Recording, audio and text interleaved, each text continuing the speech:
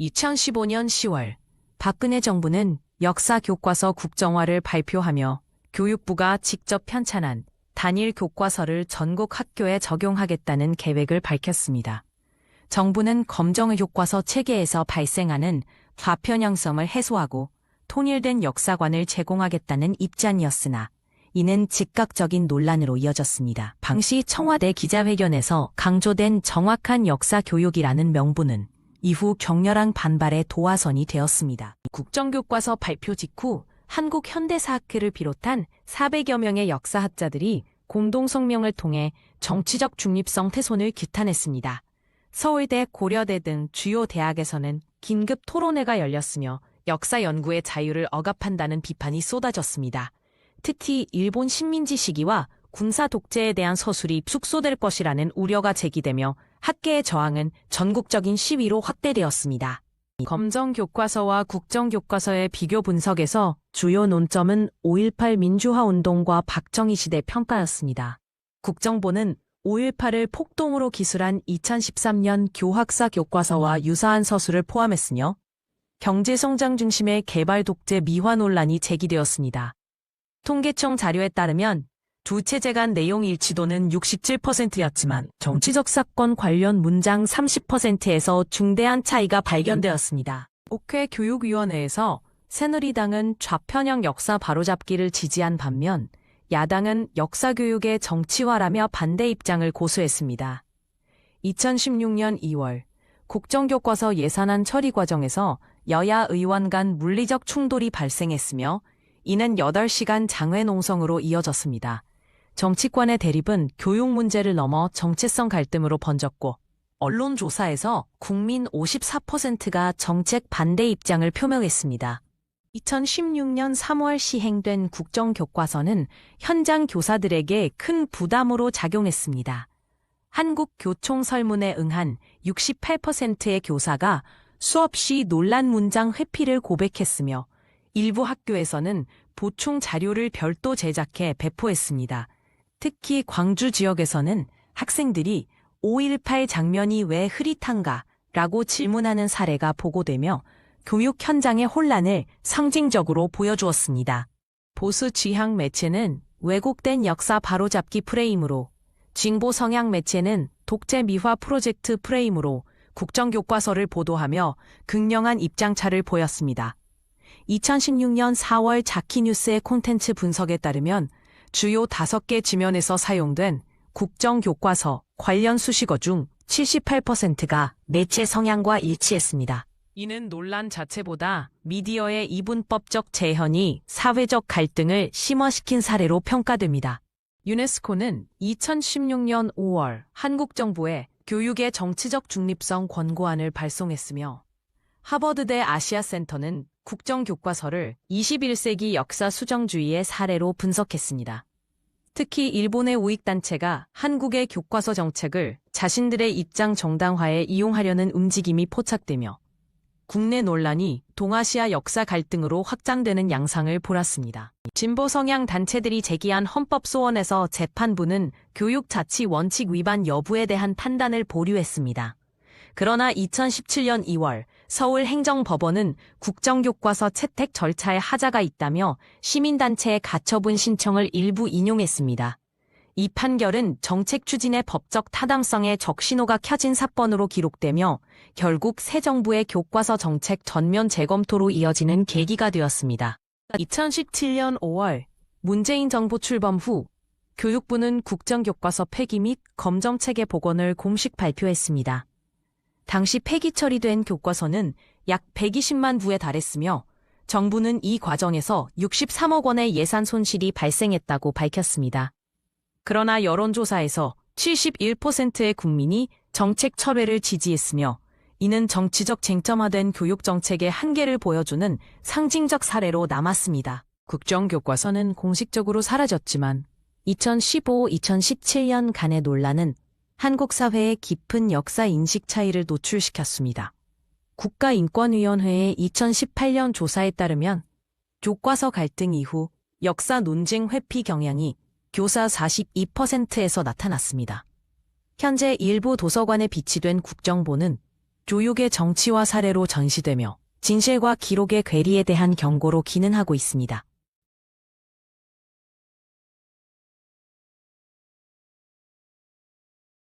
1973년 8월 김대중은 일본 도쿄에서 망명 생활을 이어가고 있었습니다.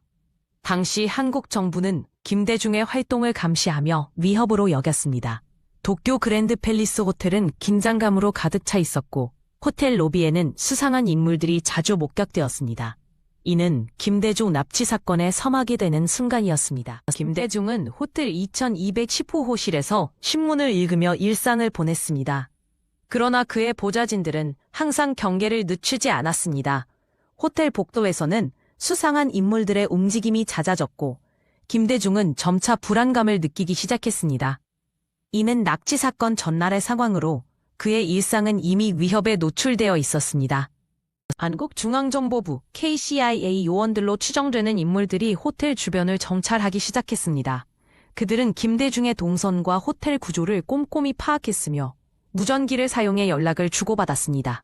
이들의 움직임은 납치 계획이 이미 구체화되고 있음을 보여주었습니다. 1973년 8월 8일 오후 1시 납치범들이 호텔로 침입했습니다. 김대중은 복도에서 격렬히 저항했지만 결국 제압당했습니다. 이 과정에서 호텔 직원과 다른 객실의 손님들은 큰 혼란에 빠졌습니다. 이는 김대중이 끌려가는 순간으로 사건의 전환점이 되었습니다. 김대중은 마취제 투여 후 의식이 흐려진 상태로 검은 차량에 강제로 실렸습니다.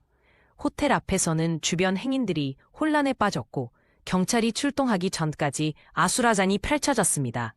이는 김대중이 호텔에서 완전히 끌려나간 결정적인 순간이었습니다. 납치범들은 김대중을 도쿄 항구로 이동시켜 선박에 태우려 했습니다. 어두운 밤 차량은 긴박하게 항구로 향했고 김대중은 바다에 수장될 위기에 처했습니다. 이는 그의 생사가 달린 순간으로 국제적 논란의 시작이기도 했습니다. 일본 경찰은 호텔 직원과 목격자들의 진술을 바탕으로 수사에 착수했습니다.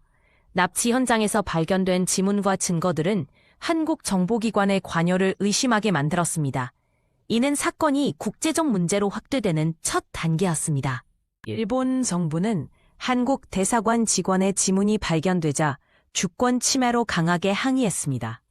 외신에서는 사건을 크게 보도했고 미군의 개입 가능성도 제기되었습니다. 이는 사건이 정치적 파장을 일으키며 국제적 문제로 비화되는 순간이었습니다. 국제적 압박 속에서 김대중은 5일 만인 8월 13일 서울 자택 인근에서 풀려났습니다. 그는 피폐한 모습이었지만 생명에는 지장이 없었습니다. 이는 그의 기적적인 생還이자 박정희 정권의 계획이 좌절된 순간이었습니다. 김대중 납치 사건은 한국 현대사에서 독재 정권의 잔혹성을 보여준 대표적 사례로 기록되었습니다. 이후 김대중은 1998년 대통령이 되어 화해 정치를 실천하며 자신을 탄압한 전직 대통령들을 사면하기도 했습니다. 이 사건의 진상규명은 여전히 미완의 과제로 남아 있습니다.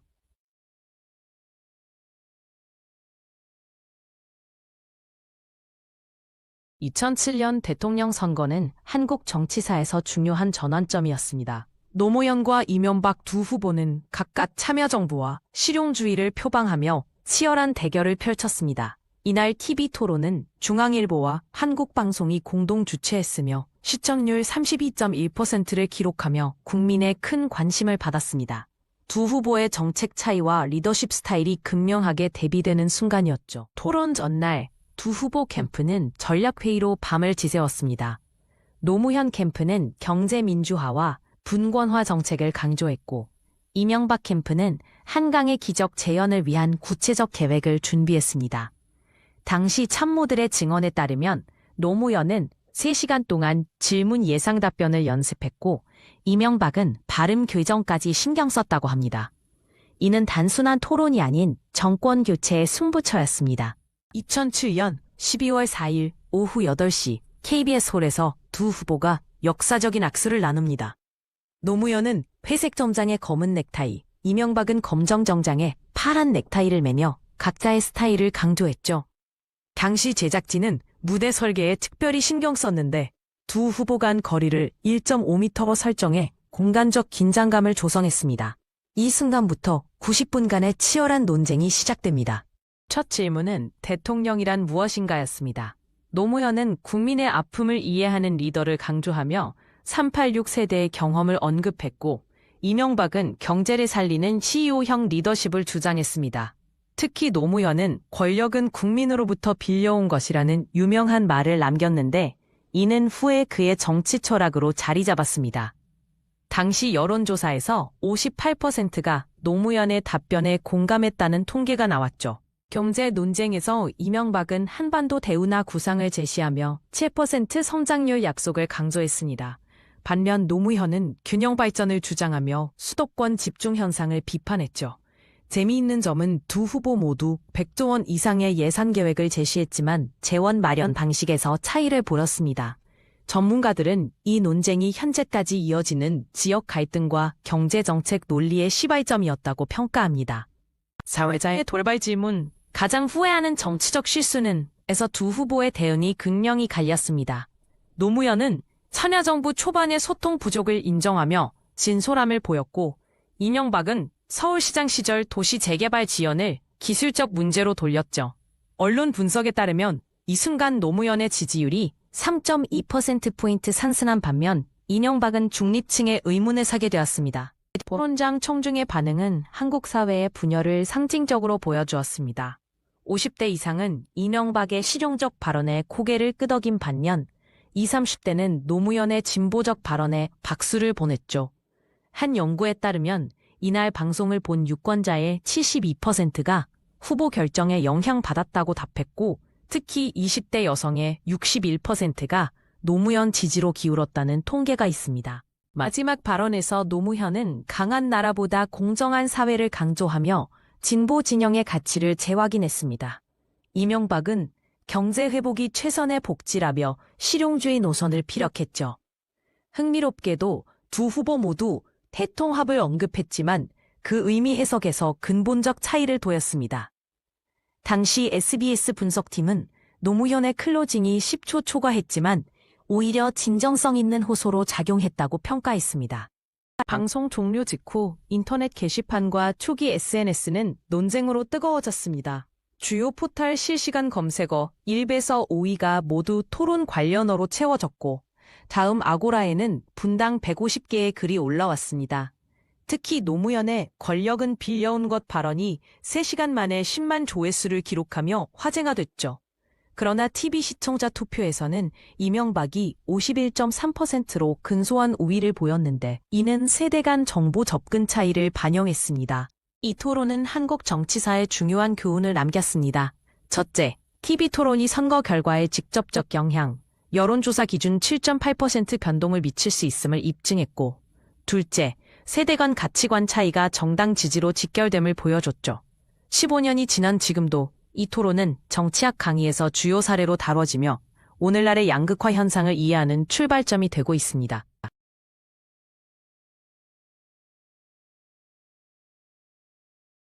2009년 5월 23일 새벽 봉하마을 뒷산에는 안개가 자욱했습니다.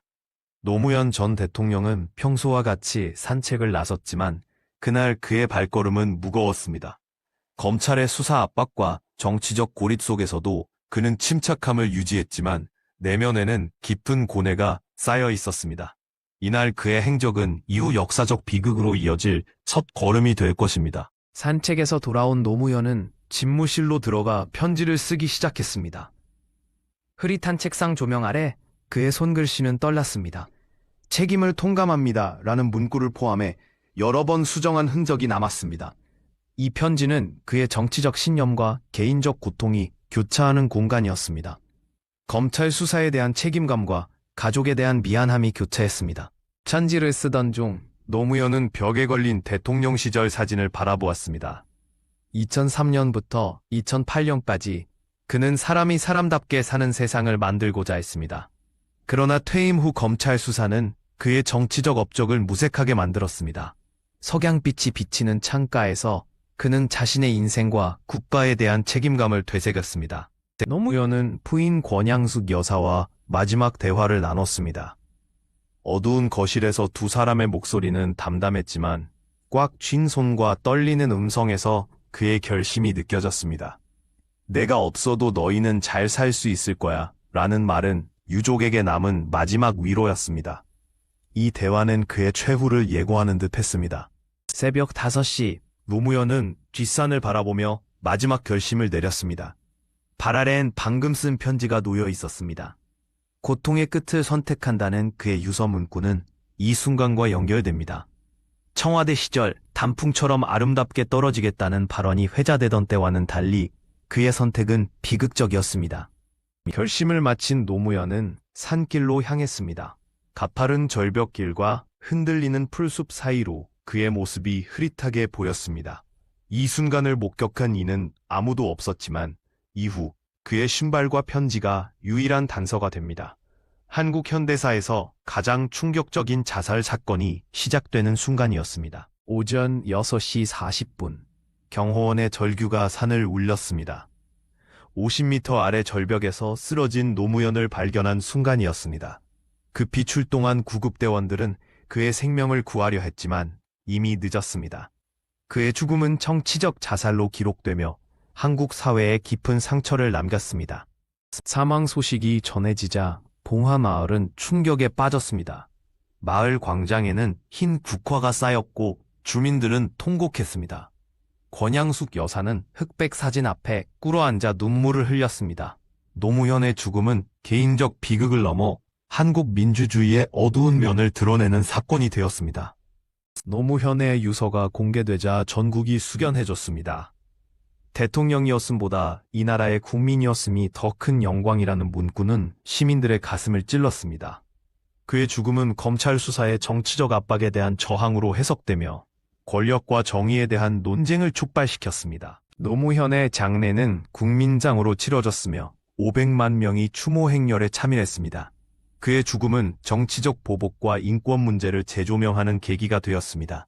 사람이 사람답게 사는 세상을 꿈꾸던 그의 신념은 한국 현대사에 깊은 흔적을 남겼습니다. 그는 역사 속에서 계속 평가받을 인물입니다.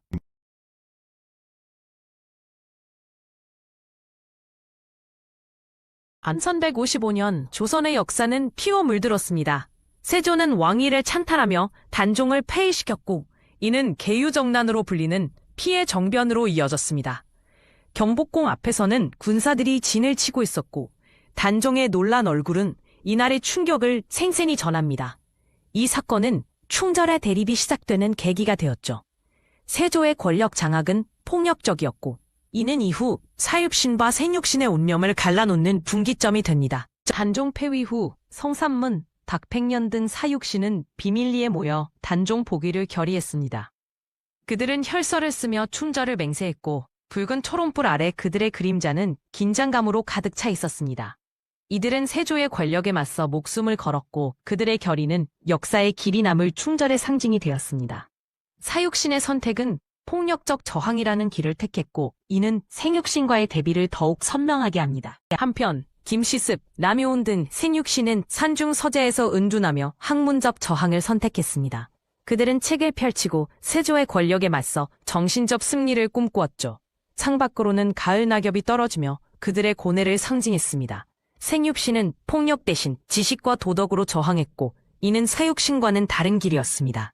그들의 선택은 조선 사상사에 깊은 영향을 미쳤으며 후대에까지 이어지는 정신적 유산을 남겼습니다. 사육신의 단종 복위 시도는 실패로 돌아갔습니다. 그들은 궁궐 밖에서 체포되었고 부서진 깃발과 검은 하늘은 그들의 비극을 상징했습니다. 이들은 세조의 군대에 의해 압송되었고 그들의 꿈은 하루아침에 무너져 내렸습니다. 거사 실패는 사육신의 운명을 결정지었고 이는 조선 역사에서 가장 기획적인 순간 중 하나로 기록됩니다. 그들의 희생은 이후 충절의 상징이 되었지만 당시에는 철저히 짓밟힌 꿈이었습니다. 사육신은 처형당하기 전 옥중에서 마지막 시를 남겼습니다. 그들의 시는 충절과 비통함이 담긴 유언이었고 티 묻은 옥중시는 후대에 전해졌습니다. 사형장에서는 중충들이 울먹이며 그들을 지켜보았죠. 이들의 죽음은 조선 역사에서 가장 극적인 순간 중 하나였고 그들의 희생은 충절의 상징이 되었습니다. 사육신의 최후는 폭력적 저항의 대가를 여실히 보여주었고 이는 생육신의 선택과 극명한 배조를 이룹니다. 생육신은 사육신의 죽음을 접하고 깊은 비통에 잠겼습니다. 김시습은 강가에서 술잔을 부리며 그들을 추모했고 흩어진 시모는 그들의 슬픔을 대변했습니다. 흐르는 강물은 시간의 흐름과 저항의 두 길을 상징했죠. 생육신은 사육신의 죽음으로 인해 더욱 은둔 생활을 강화했고 이는 그들의 정신적 저항이 계속됨을 보여주었습니다. 그들은 세조의 폭점에 맞서 지식과 도덕으로 저항하는 길을 택했고 이는 후대에 큰 영향을 미쳤습니다. 세조는 생육신을 관직으로 회유하려 했습니다. 궁중사신이 편지를 전달했지만 생육신의 반응은 냉담했습니다. 비가 내리는 대문 앞에서 그들은 세조의 제안을 거절할 것을 결심했죠. 세조의 회유는 권력의 정당성을 확보하려는 시도였지만 생육신은 이를 거부함으로써 도덕적 우위를 지켰습니다. 이들의 선택은 사육신의 피해 저항과는 다른 정신적 승리를 추구하는 길이었고 이는 조선 유학사에서 중요한 전환점이 되었습니다. 생육신은 세조의 회유를 완강히 거절했습니다. 그들은 관직 임명장을 불에 태웠고 산속 오두막에서 더욱 깊은 은둔 생활을 이어갔습니다. 이들의 선택은 권력에 굴하지 않는 지식인의 자세를 보여주었고 조선 사상사에 지울 수 없는 족적을 남겼습니다. 생육신의 거절은 세조의 권력에 대한 정신적 도전이었고 이는 후대에까지 이어지는 유교적 이상의 상징이 되었습니다. 그들은 죽음 대신 지식으로 저항하는 길을 택했고 이는 사육신과의 또 다른 대조점이었습니다. 사육신과 세육신은 충절의 두 가지 다른 길을 보여주었습니다. 사육신의 피 묻은 비석과 생육신의 소박한 묘는 그들의 선택을 상징적으로 보여줍니다. 사육신은 폭력적 저항으로 죽음을 선택했고 생육신은 지식과 도덕으로 생존하며 저항했습니다.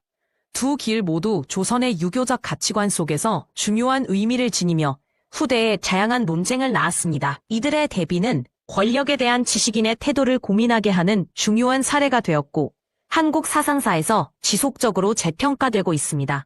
조선 후기 사육신과 생육신은 재평가되기 시작했습니다.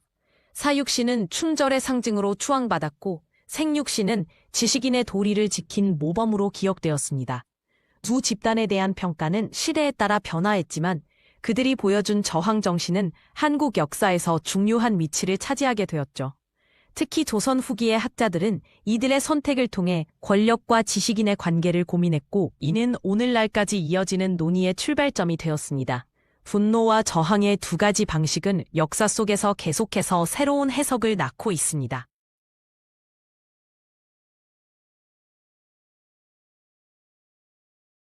1995년 삼풍백화점은 한국 경제성장의 상징이었습니다. 5개월 전 개장한 이 백화점은 최신 시설과 고급 브랜드로 가득했으며 하루 평균 4만 명이 방문하는 번영의 중심지였습니다. 당시 국내 총생산 GDP는 전년 대비 9% 성장하며 백화점의 화려함은 한국의 신화적 경제성장을 대표했습니다. 그러나 이 건물에는 치명적 결함이 숨겨져 있었습니다. 삼풍백화점은 원래 4층으로 설계되었으나 무리한 증축으로 5층이 추가되었습니다. 공사 과정에서 콘크리트 강도는 설계 기준의 60%에 불과했고 철근도 규격보다 얇은 것이 사용되었습니다. 1993년 공사 감리 보고서에는 천장 하중 지지력 부족이 명시됐지만 12억 원의 추가 이익을 위해 이를 무시했습니다. 이는 건물 전체 하중의 150%를 초과하는 치명적 결함이었습니다. 붕괴 4개월 전부터 백화점 내부에서는 여러 경고 신호가 나타났습니다. 4층 주차장 천장에는 30cm 균열이 발생했고 5층 식당과 바닥이 10cm 가라앉았습니다. 하지만 관리부는 보수비용 절감을 이유로 긴급 점검을 거부했습니다. 6월 28일 마지막 안전점검에서도 구조적 결함이 확인되었으나 경영진은 개점 1주년 행사 준비를 이유로 백화점 운영을 강행했습니다.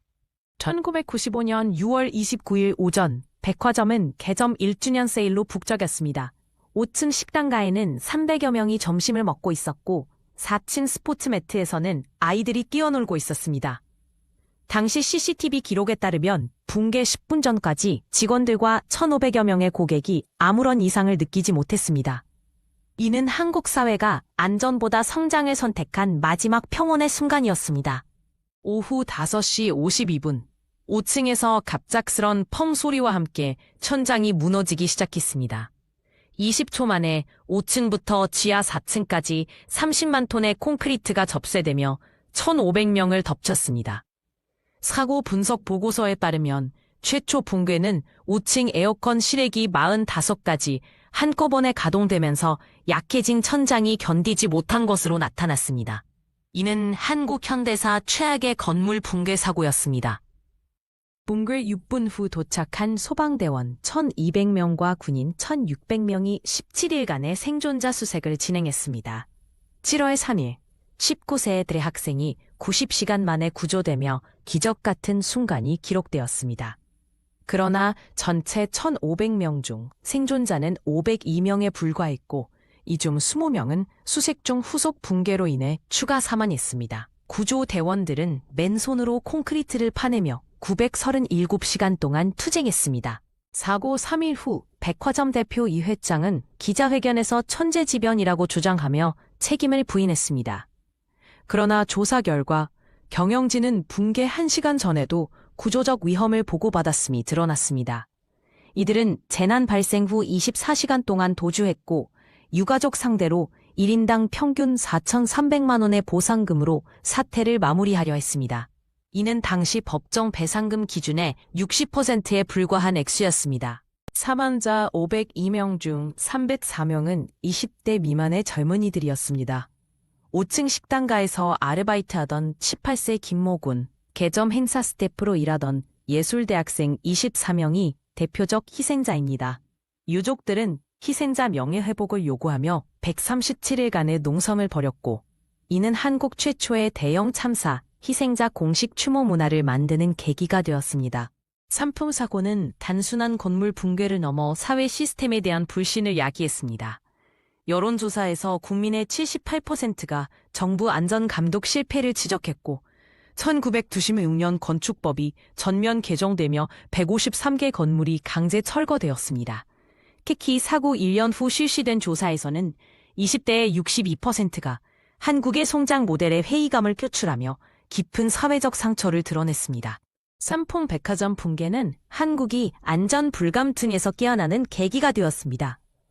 이 사고로 1996년 산업안전보건법이 강화되었고 2014년 세월호 참사까지 이어진 사회적 경고 시스템이 도입되었습니다.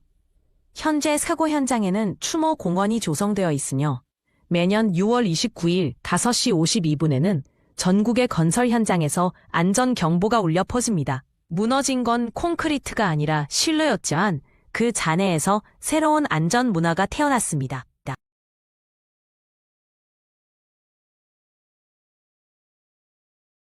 1994년 10월 21일 오전 7시 30분, 성수대교는 평소와 같은 아침을 맞이했습니다.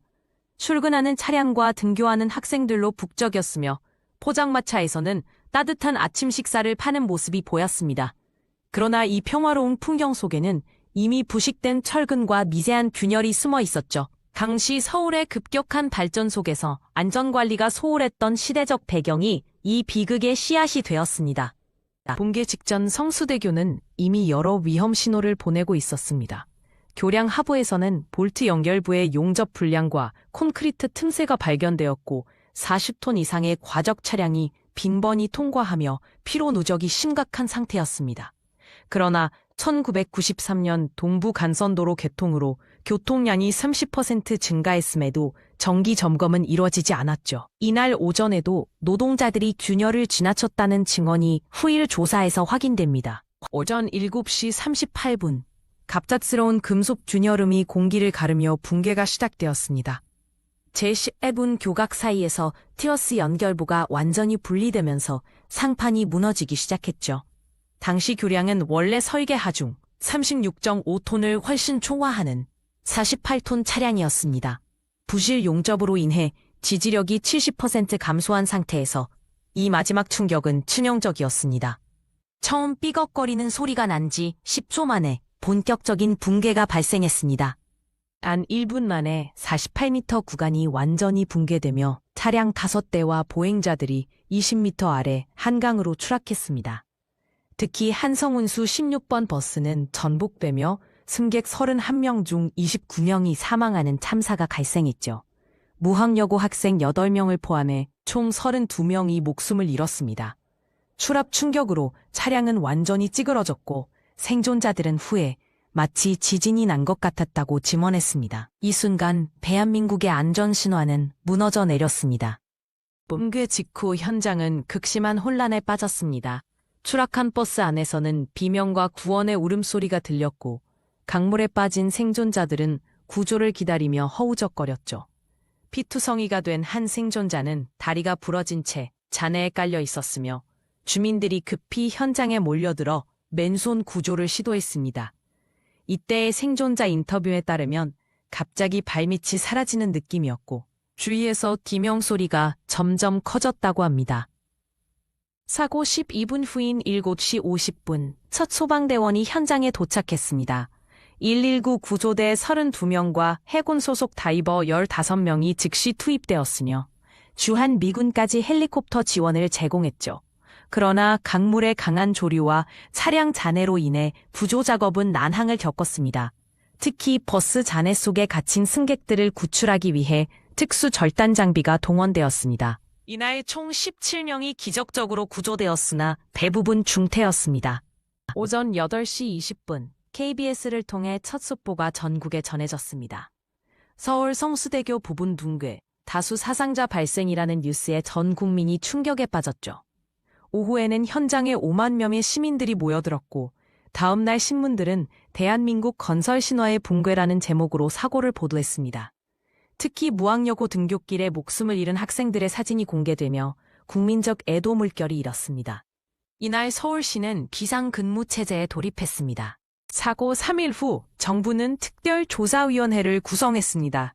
조사 결과 충격적 사실이 드러났는데 교량은 완공 17년 동안 단 한 번도 정밀 안전 진단을 받지 않았던 것이죠.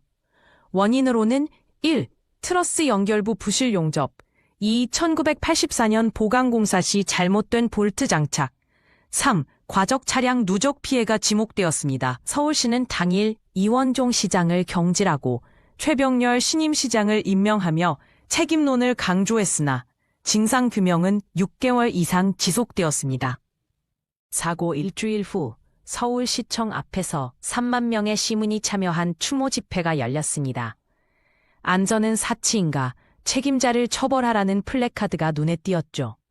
이 사고로 건설 안전 기준이 전면 개정되었으며 전국 1,200개 교량이 긴급 점검에 들어갔습니다.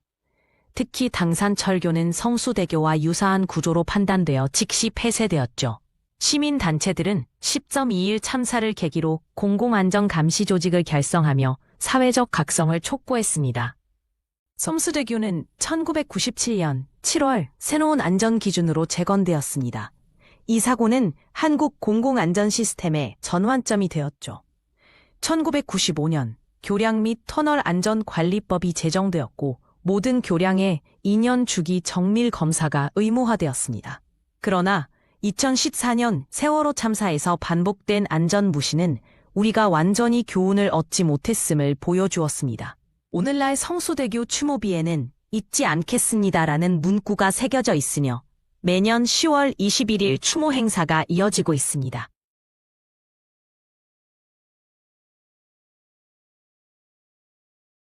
2014년 4월 15일 저녁 인천항을 출발한 세월호는 제주도로 향하는 476명의 승객을 태우고 있었습니다. 대부분이 단원고등학교 학생들이었으며 수학여행을 앞둔 기대감으로 가득 차 있었습니다. 선내에서는 밤새 웃음과 노랫소리가 이어졌고 승무원들은 일상적인 점검을 마쳤습니다. 당시 날씨는 맑고 바다는 잔잔했으며 아무도 이 여정이 비극으로 이어질 것이라고 예상하지 못했습니다. 4월 16일 오전 8시 48분 세월호는 진도 해상에서 급격히 기울기 시작했습니다. 과적된 화물이 무너지며 선체 균형이 붕괴되었고 승객들은 갑작스러운 충격에 비명을 질렀습니다. 10분 만에 선박의 기울기는 45도까지 증가했으며 학생들은 폭도에서 넘어지며 벽을 붙잡았습니다. 승무원들은 비상방송을 했지만 구조 절차는 제대로 이루어지지 않았습니다. 세월호는 오전 8시 55분 해경에 구조 요청을 보냈지만 초기 대응은 극히 미흡했습니다. 해경 헬기는 현장에 도착했으나 승객을 구하지 않았고 선내 방송은 제자리에 있으라는 반복적인 지시만 내렸습니다. 이는 생존 가능성을 크게 낮추는 치명적 오류였습니다. 당시 해경의 무능함은 후속 조사에서 국가적 책임으로 지목되며 큰 논란을 일으켰습니다. 침수된 4층 선실에서는 학생들이 점점 차오르는 물과 맞서 싸웠습니다. 벽에는 탈출을 시도한 흔적인 손톱 자국이 남았고 창문은 너무 좁아 빠져나갈 수 없었습니다. 일부 학생들은 휴대폰으로 가족들에게 마지막 메시지를 보냈습니다. 엄마, 사랑해요라는 글씨가 담긴 교과서 페이지는 후에 구조 작업 중 발견되었습니다. 이 공간에서 250명 이상의 학생이 생명을 잃었습니다. 진도 팽목항에는 오후 1시경부터 유족들이 모이기 시작했습니다. 정부는 모두 구조되었다는 거짓 정보를 발표했으나 이는 사실이 아니었습니다.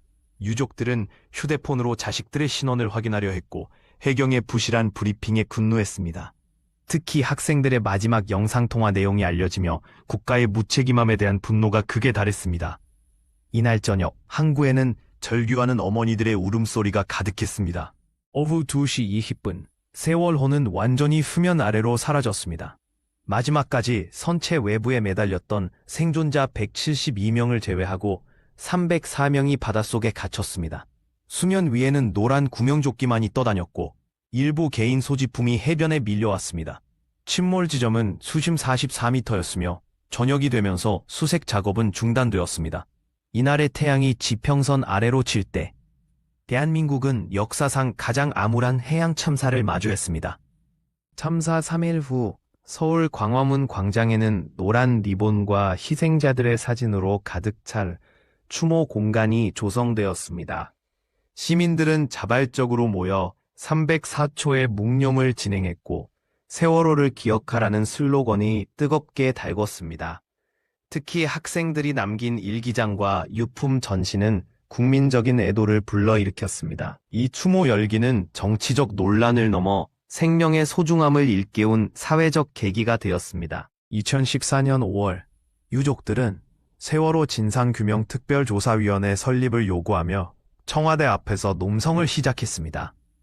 정부는 초기부터 자료은닉 의혹을 받았으며 박근혜 대통령의 7시간 실종 사태는 큰 논란을 일으켰습니다. 2015년 3월 특별법이 제정되었으나 해경과 청와대의 핵심 문서는 공개되지 않았습니다. 투쟁은 10년이 지난 현재까지도 계속되고 있습니다. 2017년 4월 인양된 세월호 선체에는 희생자 304명의 이름이 새겨진 추모벽이 설치되었습니다. 목포신앙의 기억관에는 학생들이 사용한 교과서와 유품이 전시되어 있으며 매년 4월이 되면 전 세계에서 추모 물품이 도착합니다. 특히 노란 리본은 세월호를 상징하는 물결 무늬와 결합되어 공식 추모 로고로 채택되었습니다. 이 공간은 단순한 사고 현장이 아닌 대한민국의 기업과 성찰의 장소로 자리 잡았습니다. 2024년 현재 세월호 참사는 여전히 미해결 과제를 남겼습니다. 선체 개조 허가 과정의 부실, 정부의 초기 대응 실패, 구체적인 책임 소재 등은 여전히 명확히 규명되지 않았습니다. 유족 79%는 PTSD 증상을 겪고 있으며 매년 4월이 되면 국가적 트라우마가 재현됩니다. 안전한 사회라는 약속 아래 세월호는 단순한 과거의 비극이 아닌 현재 진행형의 교훈으로 남아 있습니다. 300개의 생명이 던진 질문에 대한 답은 아직 완성되지 않았습니다.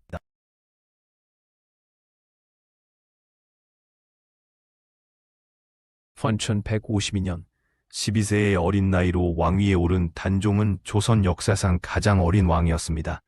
그의 나이로 인해 왕권은 극도로 불안정했고 조정은 실권자들과의 권력 다툼으로 혼란스러웠습니다.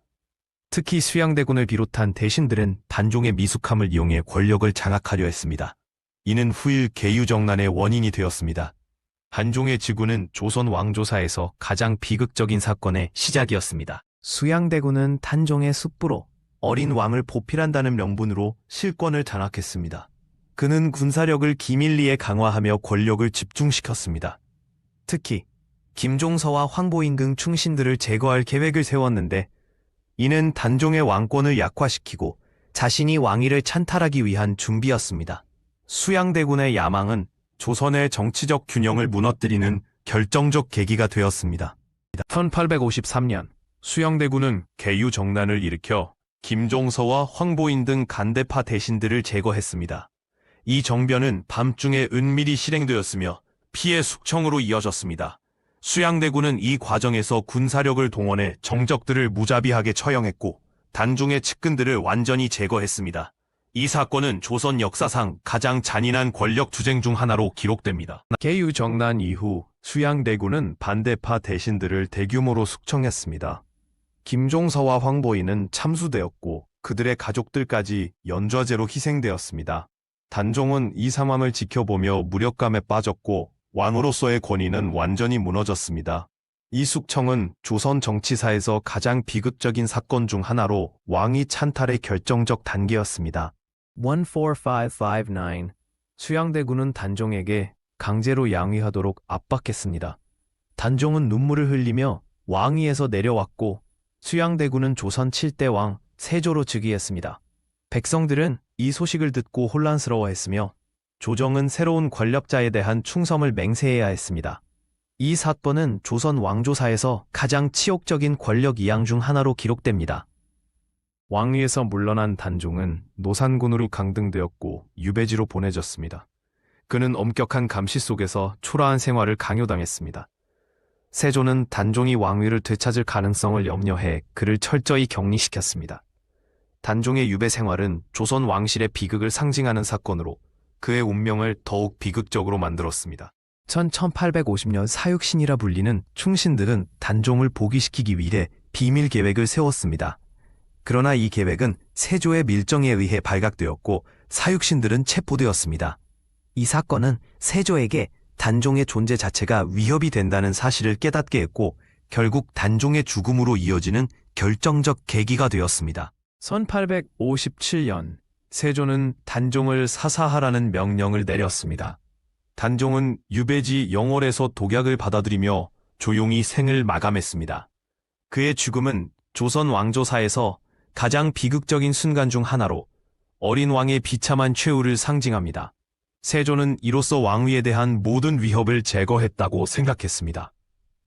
사육신은 체포된 후 참수되었고 그들의 가족들도 연좌제로 희생되었습니다. 세조는 이 처형을 통해 자신의 권위를 과시했으며 모든 반대 세력을 완전히 숙청했습니다. 이 사건은 조선 역사에서 충신의 비극으로 기억되며 세조의 권력 공고화를 상징합니다. 세조는 왕위 찬탈을 정당화하기 위해 다양한 업적을 강조했지만 단종의 죽음은 여전히 비극으로 기억됩니다. 후대 사가들은 세조의 강압적 통치를 비판하며 단종을 순교자로 추모했습니다. 이 사건은 권력과 정의의 대립을 상징하며 조선 역사에서 가장 논쟁적인 순간 중 하나로 남아 있습니다.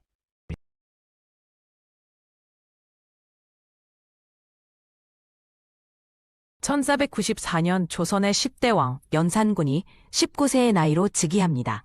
하지만 그의 즉위는 불안으로 가득했습니다. 아버지 성종의 갑작스러운 죽음과 어머니 패비 윤씨의 유배, 그리고 조정의 권력 다툼 속에서 시작된 통치였죠. 역사 기록에 따르면 연산군은 대관식에서도 신하들을 경계하는 눈빛을 보였습니다. 이는 이후 12년에 걸친 그의 폭정의 첫 신호탄이 될 것입니다. 연산군이 5세 때 일어난 생모 패비 윤씨의 죽음은 그의 인생을 결정지은 트라우마였습니다. 1482년 윤씨는 왕비 자리에서 폐위된 후 사약을 받았는데 이는 당시 권력을 잡은 훈구파의 음모로 여겨집니다. 어린 연산군은 이 장면을 목격했고 이후 세조실록 기록에 따르면 이 사건이 그의 성격을 극적으로 변화시켰다고 합니다. 연산군 시기 조정은 살인파와 훈구파의 치열한 권력 다툼의 장이었습니다. 특히 선사 998년의 무오사화는 이러한 갈등의 절정을 보여줍니다. 조선 왕조실록에 기록된 바에 따르면 연산군은 신하들 간의 분쟁을 이용해 왕권을 강화하려 했지만 오히려 더 큰 불안정을 초래했습니다. 그의 통치 기간 동안 100명 이상의 신하들이 숙청당했습니다. 1198년 연산군의 첫 대규모 숙청인 무오사화가 일어났습니다. 이 사건에서 김일손 등 18명의 살인파 학자들이 처형당했습니다. 연산군 일기에 따르면 이는 역사 기록을 왜곡했다는 명목으로 시작되었지만 실제로는 왕의 권위에 도전한 세력을 제거하기 위한 것이었습니다. 이 사건으로 조선의 살림 세력은 큰 타격을 입었습니다. 1804년 연산군은 어머니의 죽음에 관련된 인물들에 대한 대대적인 복수를 단행합니다. 이 갑자사화에서 36명이 처형되고 100여 명이 유배되었습니다. 중종실록은 이 사건을 완이 미쳐 날뛰었다고 기록했습니다. 특히 연산군은 어머니의 원수를 갚았다며 기뻐했다고 전해지는데 이는 그의 정신 상태가 악화되었음을 보여주는 증거로 해석됩니다. 연산군의 통치 후반기, 그는 국정을 완전히 방기하고 쾌락에 빠졌습니다. 연산군 일기는 그가 궁궐에 장현궁이라는 극장을 짓고 기생 1000여 명을 모아 놀았다고 기록합니다. 또한 백성들에게 가혹한 세금을 부과해 이 재원을 마련했습니다. 역사가들은 이 시기 그의 행동이 전형적인 폭군의 모습이었다고 평가합니다. 연산군의 폭정으로 인해 조선의 백성들은 극심한 고통을 겪었습니다. 연산군 일기에 따르면 세금 부담이 커지고 구역이 늘어나 농민들이 땅을 버리고 도망치는 경우가 많았습니다. 1505년에는 전국적으로 기근이 들어 사람이 서로 잡아먹는 지경에 이르렀다고 기록되어 있습니다. 이러한 민생 피폐는 결국 반정의 원인이 되었습니다. 1506년 연산군의 폭정에 반발한 신하들과 왕족이 비밀리에 모여 반정을 계획했습니다. 주동자는 성기안, 박원종 등이었으며 연산군의 이복 동생인 진성대군, 훗날 중종을 새 왕으로 목립하기로 했습니다. 중종실록은 이들이 밤중에 만나 나라를 구할 계획을 논의했으며 연산군의 측근들을 하나씩 포섭해갔다고 기록했습니다.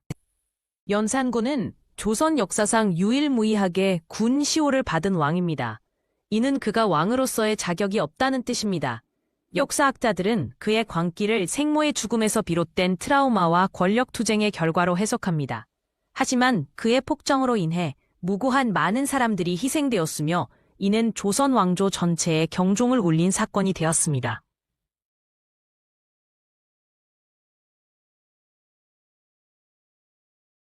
(1398년) 조선 건국 6년 차 이방원은 형제들 사이에서도 두드러진 야심을 품고 있었습니다. 특히 맏형 이방석이 왕세자로 책봉되자 불안감이 커졌는데 역사 기록에 따르면 이방원은 이때부터 비밀리에 측근들과 접선하며 계략을 꾸몄습니다. 조선 왕조실록은 형제 간 의심이 싹트기 시작했다고 묘사하며 이방원의 심리를 분석합니다. 애조 이성계의 건강이 급격히 악화되면서 왕궁은 술렁였습니다. 고려사와 태조신록에 기록된 바에 따르면 이성계는 1398년 5월 중풍 증세로 정무를 보기 어려워졌고 이로 인해 왕자들 간의 원력 다툼이 공공연해졌습니다. 특히 이방석과 이방원의 지지 세력이 대립하면서 조정은 두 파로 갈렸습니다. 이방원은 1398년 8월 신덕왕후 소생 형제들을 제거하기로 결심합니다. 역사학자들은 당시 그의 측근이었던 조영모, 남은 등이 이 계획에 가담했음을 태종실록을 통해 추적했습니다. 비밀 회합 장소에서는 섬제 공격 전략이 논의되었으며 특히 이방석의 일상 경로와 호위 병력에 대한 정밀 분석이 이루어졌습니다. 3398년 8월 26일 이방원은 계획을 실행에 옮깁니다.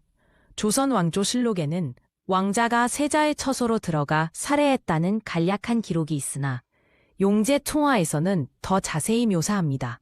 이방석이 귀가하던 중 20여 명의 자객에게 습격당해 참살당했고 이는 조선 최초의 왕족 간 혈투로 기록됩니다. 이방원은 1차 왕자의 난에서 승리한 후 신덕왕후 소생 4형제 전원을 제거했습니다.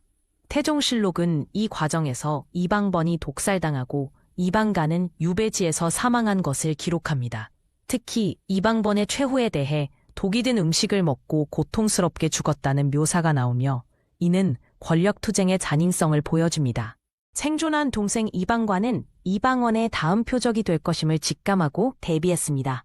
세종실록 부록에 따르면 이방관은 경호원을 3배로 늘리고 궁궐 내 이동 경로를 매일 바꿨습니다. 특히 형의 야망이 하늘을 찌를 듯하니 조심하라는 그의 경고가 가문 기록으로 남아있어 당시 긴장감을 증명합니다. 2400년 제2차 왕자의 난이 발발합니다. 동국통감은 이 전투를 궁궐 안에서 벌어진 가장 키비린내 나는 싸움으로 기록합니다. 이방과의 500명 병력과 이방원의 700명이 충돌해 300여 명이 사망했는데 특히 이방원이 직접 이방과를 베는 장면은 후대 회화 작품에서도 자주 묘사되었습니다. 1400년 11월 13일 이방원은 정종의 양의를 받아 마침내 왕위에 오릅니다. 태종실록 초반부는 군신이 모두 왕을 추대하니 삼사에서 개를 올려 즉위하라 했다고 미화하지만 실제로는 3년간 2차례에 걸친 피해 습청이 있었습니다. 그의 즉위식에는 생존한 형제들이 단 한 명도 참석하지 않았습니다. 태종 즉위 후 역사 기록 조작이 본격화되었습니다. 조선왕조실록 편찬 과정에서 이방원은 자신이 살해한 형제들을 반역자로 기록하도록 지시했습니다. 2005년 발견된 이방일 일기에는 실록과 달리 방석 형님이 무고하게 죽음을 당했다는 내용이 있어 태종시대 역사 왜곡의 증거로 평가됩니다. 말년의 태종은 악몽에 시달렸습니다. 용제 총화에는 왕이 밤마다 피 묻은 형제들의 영상을 보았다는 기록이 있습니다.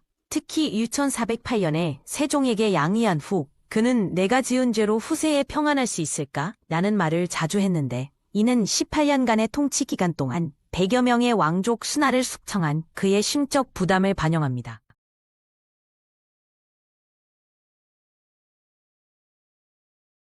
(1980년) 조선 건국 7년차 태조 이성계의 신뢰를 받던 정도전은 이방원의 야욕을 의심하기 시작합니다. 역사 기록에 따르면 이방원은 형제들을 제거하며 권력을 장악할 계획을 세웠고 정도전은 이를 간파하고 조정 내부의 불안을 감지했습니다. 당시 궁궐은 표면적 평화 속에 치밀한 음모가 감춰져 있었죠. 조정회의에서 이방원과 정도전의 갈등이 표면화됩니다. 조선 왕조실록은 이날 회의에서 정도전이 이방원의 군사 확장 계획을 반대하며 격론을 벌인 기록을 남겼습니다. 두 사람의 시선은 날카롭게 맞섰고 이는 향후 피할 수 없는 충돌의 서막이 되었습니다. 권력 다툼의 중심에 선 두 인물의 대립은 조선 초기 정치사에서 결정적 전환점이 됩니다. 정도전의 측근들이 밀실에서 그에게 이방원의 위험성을 경고합니다. 용제 총화에 기록된 바에 따르면 이방원이 비밀리에 군사를 모으고 있다는 정보가 정도전에게 전달되었습니다. 그러나 그는 왕을 위한 개혁을 포기할 수 없다며 결연한 태도를 보였습니다. 이때부터 정도전 주변에는 이방원의 첩자들이 포진하기 시작했죠. 태조 이성계가 점차 이방원 편에 서는 듯한 움직임을 보입니다. 역사가들은 이성계가 아들 이방원의 군사적 능력을 인정하면서도 정도전의 개혁을 경계했다고 분석합니다. 특히 1398년 음력 8월 이성계가 정도전의 건의를 거절한 것은 결정적 분기점이었습니다. 왕의 침실 앞에서 촛불이 흔들리듯 조정의 세력 균형도 급변하기 시작했습니다. 정도전이 이성계에게 마지막 상소를 올립니다.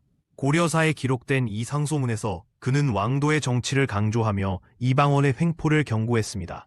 그러나 이 상소는 역효과를 낳아 이방원의 분노만 더욱 자극했죠. 당시 조선의 법도에 따라 상소를 올리는 신하는 궐문 앞에서 오랜 시간 기다려야 했습니다. 정도전의 운명이 기울고 있음을 상징하는 순간이었습니다. 이방원이 정도전의 일거수일투족을 감시하기 시작합니다. 승정원 일기에 의하면 이 시기 이방원은 30여 명의 무사를 동원해 정도전의 거처를 감시하게 했습니다. 특히 밤중에 은밀히 움직이는 자객들의 존재는 정도전 측근들 사이에도 공포를 조성했죠. 조선 초기 정치사에서 이 같은 첩보 활동은 이방원의 체계적인 권력 장악 전략이었습니다. 정도전이 위험을 인지하지만 도망가지 않습니다. 그의 문집 삼봉집에는 이 시기 쓴 시에서 죽음으로 충의를 다하리라는 결연한 의지가 드러납니다. 역사 기록에 따르면 정도전은 이방원의 습격을 예상하고 검을 갈며 대기했습니다. 폭풍 전야 같은 이날 밤, 그는 서재에서 유언장을 작성했는데 여기엔 조선 건국의 이상이 담겨 있었습니다. 3008년 음력 8월 26일, 이방원의 군사들이 정도전의 거처를 습격합니다. 조선 왕조실록은 이날 새벽 300여 명의 병사가 정도전의 집을 포위했다고 기록합니다. 정도전은 문전박대하며 저항했으나 수적 열세로 결국 붙잡혔습니다.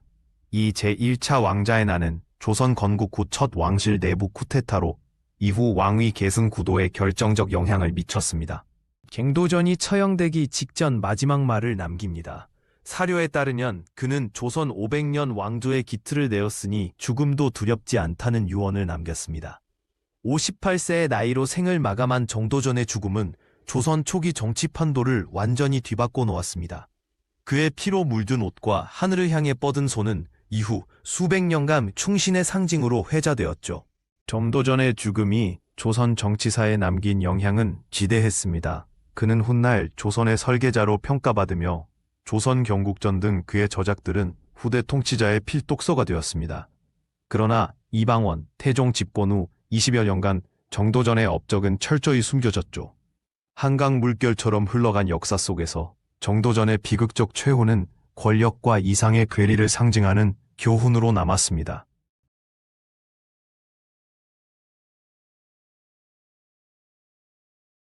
2019년 8월 조국 전 법무부 장관의 임명은 한국 사회에 검찰 개혁에 대한 강한 기대를 불러일으켰습니다. 문재인 정부는 검찰의 과도한 권력을 견제하고 사법 시스템의 공정성을 회복하겠다는 공약을 내세웠죠. 당시 여론조사에서 60% 이상의 국민이 검찰 개혁을 지지했으며 청와대 앞에서는 지지자들의 열광적인 응원이 이어졌습니다.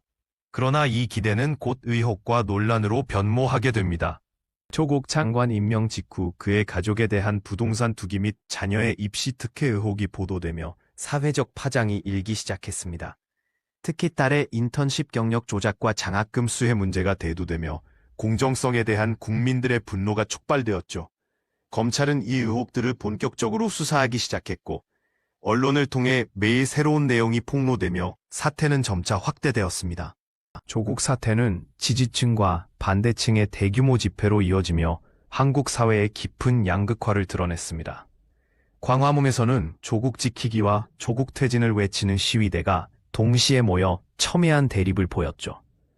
이 집회들은 정치적 성향에 따라 완전히 다른 시각으로 사태를 바라보는 모습을 적나라하게 보여주었고 사회적 갈등은 더욱 격화되었습니다. 검찰은 조국 장관의 가족에 대한 본격적인 수사에 돌입하며 사건을 확대해 나갔습니다.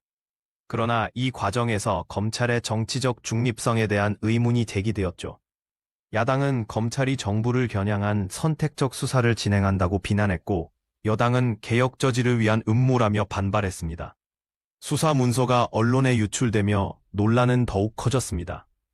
조국 사태는 보수와 진보 언론의 상반된 보도 프레임으로 인해 더욱 혼란스러워졌습니다. 한쪽에서는 권력형 비리로, 다른 쪽에서는 검찰의 정치 공세로 묘사되며 국민들은 사실을 파악하기 어려워했죠. 가짜뉴스와 과장된 보도가 난무하면서 팩트체크의 중요성이 강조되었고 이는 이후 언론 개혁 논의로까지 이어졌습니다. 2019년 10월 조국 장관은 결국 사퇴하며 35일 만에 물러나게 됩니다.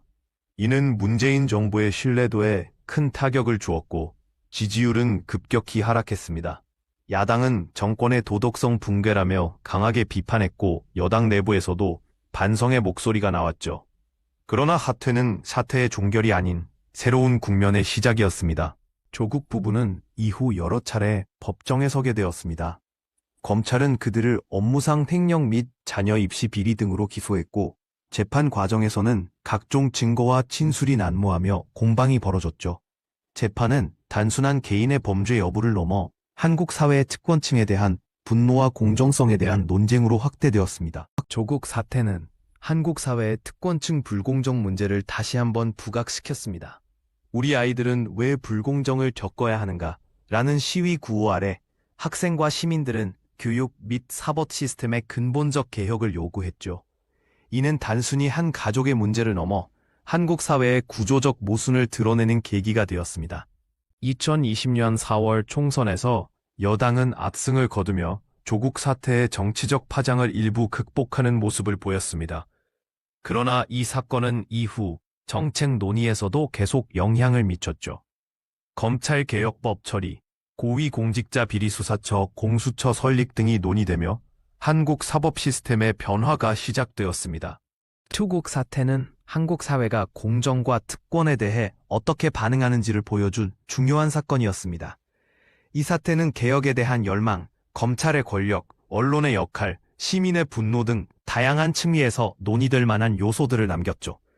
분노는 변화의 동력이 될 수 있지만 그것이 진정한 개혁으로 이어지기 위해서는 보다 냉철한 성찰이 필요합니다.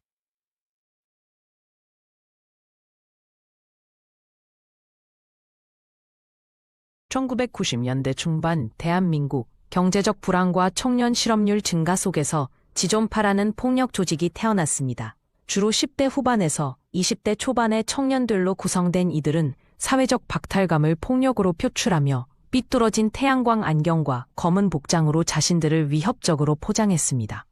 초기에는 단순한 폭행과 협박으로 시작했지만 점차 조직의 범죄는 더욱 잔혹해져 갔습니다.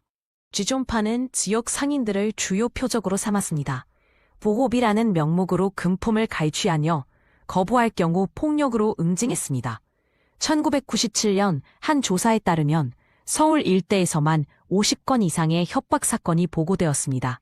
상인들은 공포에 떨었고 많은 이들이 신고조차 하지 못했습니다. 벽에 쓰인 협박 문구와 상인들의 공포 어린 얼굴은 당시의 분위기를 생생하게 전달합니다. 1998년 지존파는 처음으로 살용사건을 저질렀습니다.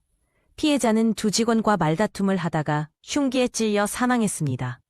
경찰 보고서에 따르면 범인들은 사후에도 피해자를 무자비하게 구타한 것으로 기록되었습니다.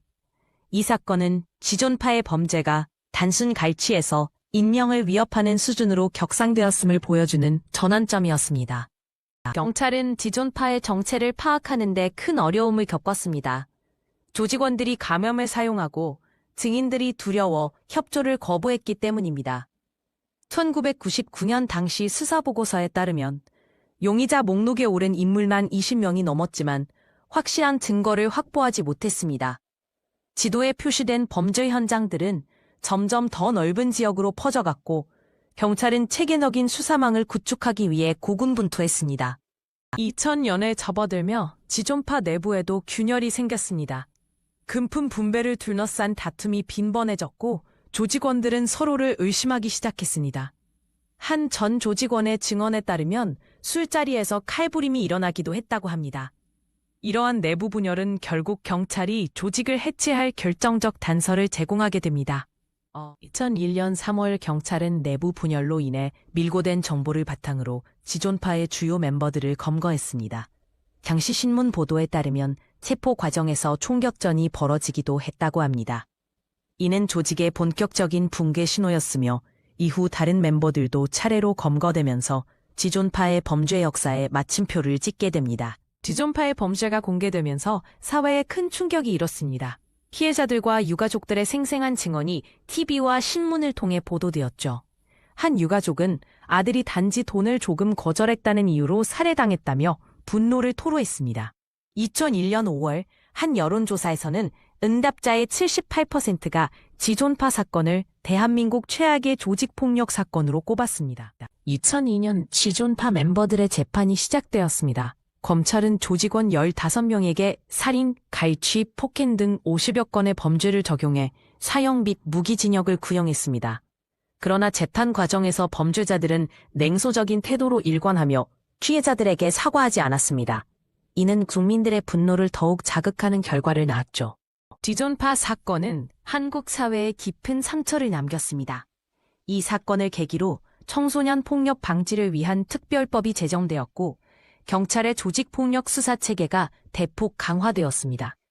2003년 정부 보고서에 따르면 조직폭력 검거율이 전년 대비 35% 증가했습니다. 그러나 많은 전문가들은 여전히 사회 밑바닥에 잠재된 폭력의 뿌리가 완전히 뽑히지 않았다고 경고했습니다. 지존파 사건은 조두순 사건 이전에도 한국 사회에 존재했던 잔혹한 폭력의 기록입니다. 20년이 지난 오늘날까지도 유사한 범죄가 반복되고 있다는 점에서 우리는 이 사건에서 중요한 교훈을 얻어야 합니다. 전문가들은 사회적 약자에 대한 관심과 교육, 그리고 법 집행의 철저함이 이러한 비극을 방지할 수 있는 핵심 요소라고 강조합니다. 역사는 우리가 잊지 않을 때만 반복되지 않습니다.